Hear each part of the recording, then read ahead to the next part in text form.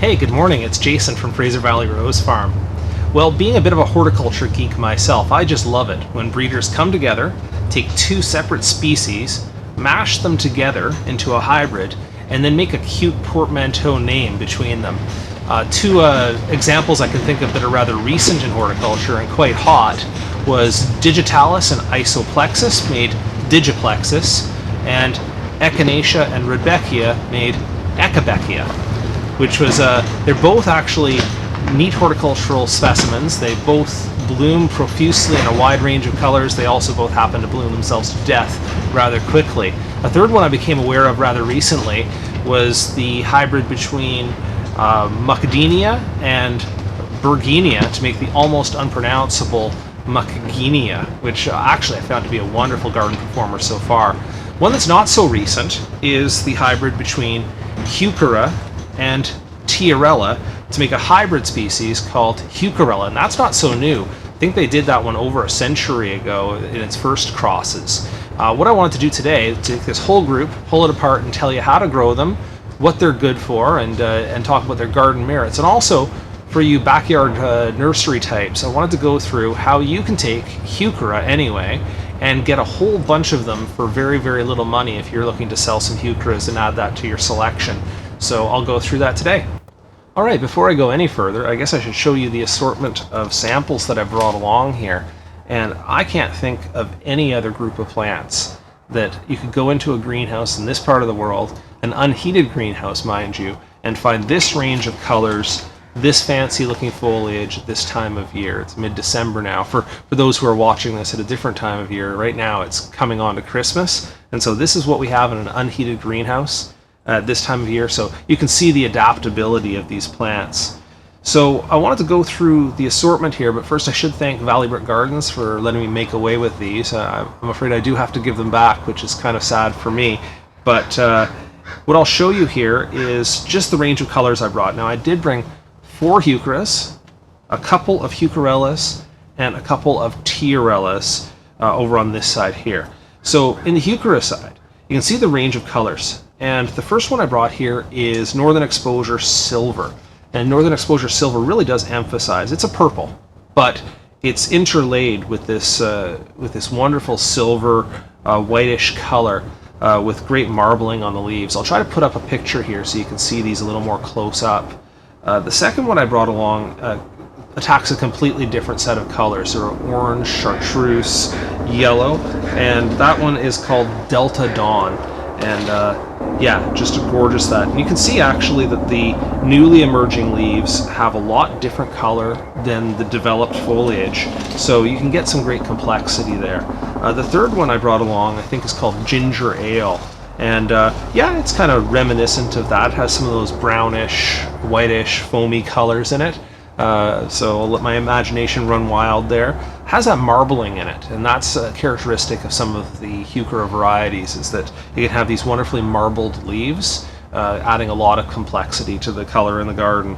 And the final one here I brought was Fire Alarm, and sort of a flat brick red color, actually quite an exceptional red. So I'm happy with that one there. And between them, they show you a good portion of what the range of the Heuchera colors are, although Heucheras go far and wide. There's some great greens, there's some wonderfully marbled, there's yellows, straight yellows, lime greens, purples, so they have everything. The second group here I'll show you is the Heucherellas. Now, the Heucherellas that I brought today, that one in the back here is called Onyx, and yes, it's a purple, but it sort of bridges that gap towards black. It's a fantastic color, very deep, makes a great statement in the garden. And at the front here, this is Dayglow Pink. And when they're talking about the Dayglow Pink here, they're talking about the flowering. And maybe I'll pause to talk about the flowering for a second there, is that all of these can actually have some exceptionally nice flowers. But it's the Tiarellas and the Heucherellas that actually have, I'm going to say, that they have a bigger flush of blooms, whereas the Heucheras these days are really more bred for their foliage. They make a nice low mound of foliage, and sometimes they'll have the odd flower come up, but it's really the massive flowers you'll see will be in the Heucherellas and the Tiarellas. One other thing I'll show you on this Dayglow Pink here, if I can get a picture up, is that it has some beautiful marbling on the leaves, and a leaf shape that's intermediate between the Heucheras and the Tiarellas. So I'll have to show you what the Tiarellas look like then.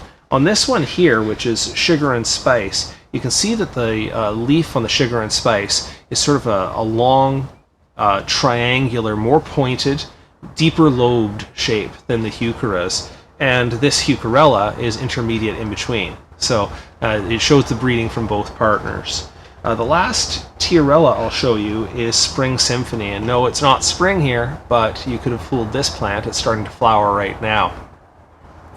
So this is the range here, and I may as well start talking about the growing conditions. So when I'm growing Heucheras, I grow those in part shade, but the darker leaved ones will accept a little more sun. So if you have the purples or the dark reds, or even a deep green, you can put those out into fuller sun. The ones that are yellow or paler greens, you can edge them towards shade. I mean, I guess I call them all part shade plants, but the deeper the color of the foliage, the more sun they seem to accept. I also grow them a little bit dry, and I'm not going to say bone dry, but I think where they grow in nature, they grow on slopes and cliffs and that kind of thing, and they just go to a spot where there's a lot of organic matter built up in the Saxifraga family. That's what I try to replicate in my garden. Is I give them lots of humusy, light organic matter, and then don't grow them very, very wet. Now, on the other hand, the Tiarellas seem to appreciate it when I pour on the water. They also tend to be a bit spreading, and I'm not going to say that's true for every Tiarella variety, but in my garden, the ones that I've planted, they tend to spread out quite a bit more in a garden bed, whereas the Heucheras stay more tidy in a single mound. The Heucherellas are intermediate in between. All of these should be hardy to roughly zone 4. Check your labels, but I think most of them have been tested down to zone 4. Maybe the Northern Exposure series has been tested a little bit lower, but for the rest of them, they should be reliably tested up to zone 4. With this being such an adaptable plant, such a colorful plant, and good for part shade, if you're like me and you're running a backyard nursery, the wheels are probably spinning right now, and you're wondering, how can I get a bunch of these to try to sell, to add to my assortment? Well, the answer is that if you're looking at the colorful ones like these, they're probably all patented. I think all of these are, and a good portion of all of the fancy bred Heucheras, Heucherellas, and Tiarellas are all patented. There's a great breeder down in Oregon, Terra Nova, that does a great job on these. The thing is that if you want to get these in the patented varieties, you probably have to buy plugs or tissue culture or buy an input like that, and I ain't gonna lie, that can be a little bit expensive, a little bit pricey. However, you may judge, depending on what your business looks like, that it's worth it to get these fancy colors, these great varieties, the nice markings. So I won't eliminate that option out of hand. The other way you can go is to buy seed, especially on the Heuchera end. There's 3 or 4 really well-known, inexpensive seeds you can get. One of them would be Palace Purple, which is just in the purple end of the range. There's Melting Fire, which goes a little more towards the red on the foliage. There's Dale's strain, which I'm not going to say it's exactly like this here. It's more marbled on the silver, white, green end. But I have one here that I can show you. It's a good one and inexpensive. And then they have some seed mixes as well that include a bunch of the different colors. So that's one way to go, is seed. And I have to say, starting Heucheras from seed is not hard. It's a shallow planted seed. It germinates quickly. You can usually bring it to a small seedling over the course of a season. You might have to overwinter it once to bring it to a reasonable size for sale, but that's one way you can go. The other way you can go is if you have a non-patented variety like, say, Dale's strain, you can actually divide it or take cuttings from it. And I have one here.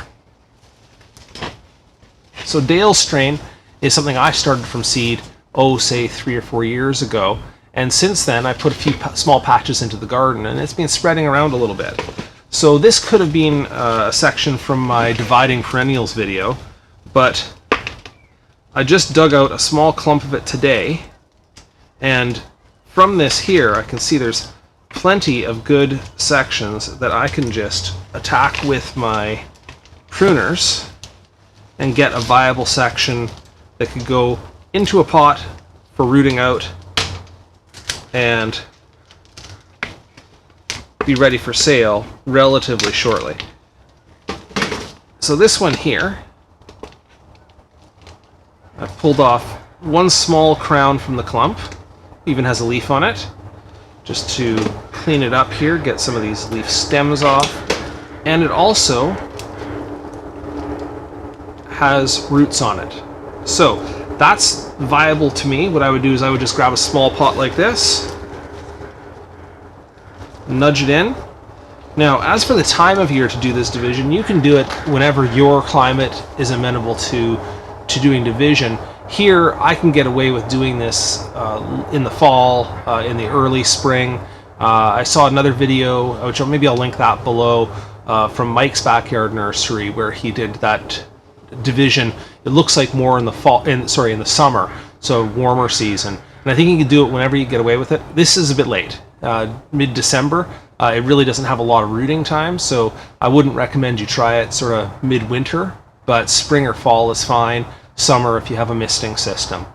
Alright, that should cover all of the notes I have on Heuchera, Heucherella, and Tiarella. If you have any questions about any of these, drop me a note in the comments below.